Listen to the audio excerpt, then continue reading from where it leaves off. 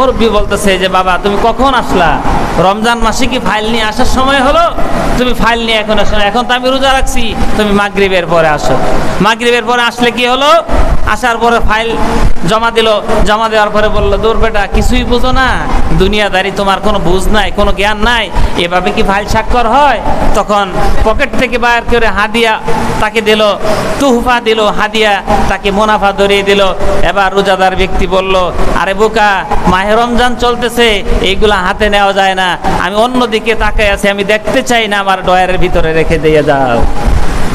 রোজাদার ব্যক্তি, ইমানদার ব্যক্তি, এই যদি তার হয় আল্লাহর ভয়, এই ভয়ের ইবাদত করে, এই ভয় নিয়ে নামাজ পড়ে, এই ভয় নিয়ে কোরআন তেলাওয়াত করে, এই ভয়ে নিয়ে সিয়াম সাধনা পালন করে, হজ উমরা করে, ওই ব্যক্তি আবার জান্নাতের আশা করতে পারে, এটা কখনো সম্ভব নয়। কথাটা বলেন ঠিক না বেটি?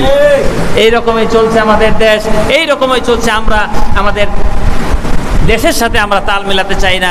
আসুন আমি আল্লাহকে ভয় করি, আমার আমলটা ঠিক করি। আমি আল্লাহকে ভয় করি, আমার রাস্তাঘাটে চলাফেরাটা আমি ঠিক করি। আমি আল্লাহ রাব্বুল আলামিনকে ভয় করি, আমার কাজকর্ম সব কিছু ঠিক থাকবে, আমি নিজে ঠিক করব। আল্লাহ রাব্বুল আলামিন যেন ঠিক করার তৌফিক দেন, বলেন আল্লাহুম্মা আমিন। আল্লাহ রাব্বুল আলামিন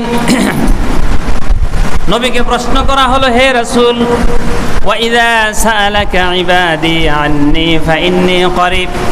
আল্লাহ রাব্বুল আলামিন বললেন, আর আমার বান্দারা যখন আপনাকে আমার সম্পর্কে জিজ্ঞেস করে, হে রাসূল আল্লাহ আপনি বলুন আল্লাহ তাআলা কোথায় আছেন।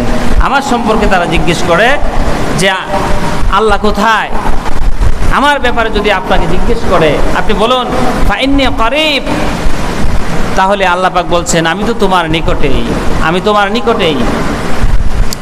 আল্লাহ রাব্বুল আলামিন সূরা কিয়ামের মধ্যে তিনি বলছেন আমি তোমার এই ঘাড়ের শাহরে যেই রগটা রয়েছে, অর্থাৎ মাথাটা যেই রগের উপরে দাঁড়িয়ে আছে, এই রগের থেকে নিকটবর্তী আমি আল্লাহ রাব্বুল আলামিন। সুতরাং আল্লাহ পাক এত নিকটবর্তী, পৃথিবীতে আমার স্ত্রী, আমার সন্তানাদি বাচ্চা কুলে নেওয়ার পরে যতটা নাক আছে, স্ত্রীর সাথে একসাথে শুয়ে থাকলে স্ত্রী আমার যত নাক আছে, আল্লাহ রাব্বুল আলামিন এর থেকে বেশি কাছে, অর্থাৎ আল্লাহর শক্তি ক্ষমতা এর থেকে বেশি কাছে আমার। সুতরাং এর পরেও যদি মুমিন ব্যক্তি ভয়ের নামে ছলনা করে, ভয়ের নামে প্রতারণা করে, মানুষকে ধোঁকা দিয়ে বোকা বানায়, দুনিয়াতে সম্ভব, আখিরাতে মুক্তি পাওয়া সম্ভব নয়।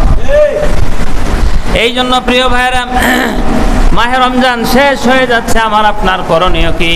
মাহে রমজান শেষ হয়ে যাবে, আমার আপনার করণীয় হলো মাহে রমজানে যেভাবে করে আমল করেছি, মাহে রমজান পার হওয়ার পরেও ঠিক সেইভাবে আমল করতে হবে।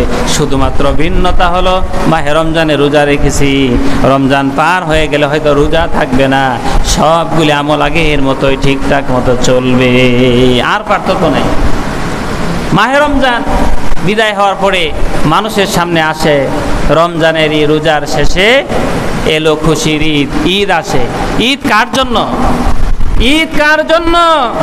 ঈদ ওই ব্যক্তির জন্য যে ব্যক্তি সুস্থ শরীরে 30টা 29টা রোজা রাখে, সঠিক সময়ে নামাজ আদায় করে, সঠিকভাবে যাকাত ফিতরা আদায় করে, গরিব অসহায় মিসকিনের খাদ্য দান করে, তারপরে সব কিছু আদায় করার পরে কদরের রজনীতে কাঁদতে কাঁদতে চোখের পানি ছেড়ে আল্লাহর কাছে দোয়া করে, তার ফ্যামিলির জন্য, আত্মীয় স্বজনের জন্য, পূর্বপুরুষের জন্য সে চোখের পানি ছেড়ে দিয়ে তাদের জন্য দোয়া করে, নিজের জন্য মাগফিরাত কামনা করে, ফ্যামিলির জন্য কাঁদে, গোটা মুসলিম উম্মতের জন্য কাঁদে, ফিলিস্তিনের জন্য কাঁদে, সকলের জন্য কাঁদে। কাঁদতে কাঁদতে অস্থির, আমি কি মা পেয়েছি কিনা, আমার গুনাহ কি ক্ষমা হয়েছে কিনা, আমি কি আমার পরিবারের জন্য আল্লাহর কাছে কল্যাণ কামনা করতে পেরেছি কিনা, আমি আমার মুসলিম গোটা উম্মতের জন্য কতটুকু দোয়া করতে পেরেছি। এই ব্যক্তির জন্য ঈদ। 1 মাস রোজাও রাখলো না, যারা রোজা রাখে তাদের কোনো খোঁজখবর নিল না, তারপরে গরিবদেরকে চাঁদা দিতে হয়, অর্থাৎ ফিতরা আদায় করতে হয়, ফিতরা আদায় করলো না। গরিব মিসকিনদের জন্য বছরে নির্ধারিত ফরজ ইবাদত হলো জাকাত আদায় করা, জাকাত দিল না। সারাদিন খায়, ঘুরে বেড়ায়, হোটেল বন্দরে পর্দার আড়ালে পেট ভর্তি করে খায়, আবার ঈদের নামাজে ইমাম সাহেবের পিছনে সবার আগে ঈদের আনন্দ, বিশ্বাস করুন যে রোজা রাখেন আল্লাহর হুকুম মানে না, ঈদের আনন্দ প্রকৃত অর্থে তার জন্য শোভা পায় না।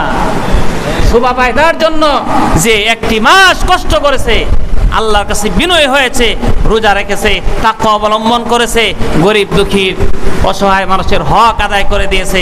আজকে মানুষের হক আদায় করে না, ফিতরা সঠিকভাবে আদায় করে না। তার কিছু কাজের লোক আছে, কিছু নিম্ন পদের কিছু লোক আছে, ঈদ চলে যায়, কত কিছু চলে যায়, হাতে উপঢৌকন দিয়ে তাদেরকে ধন্য করে না, মুখ দিয়ে একটা ধন্যবাদও দেয় না। আসলে ঈদের খুশি সবার জন্য না। সম্মানিত হাজিরিন, আরেকটি কথা বলি, আমি আমার আলোচনাকে ইতি টানতে চাই। সেটা হলো আল্লাহর নবী ওই হাদিসের মধ্যে বলেছিলেন, যে হাদিসটা আমরা ইফতারের ক্ষেত্রে ব্যবহার করেছি। আল্লাহর নবী বলছেন মুসলিমের জন্য দুইটা খুশি, একটা মুসলিমের জন্য, একটা রোজাদারের জন্য দুইটা খুশি।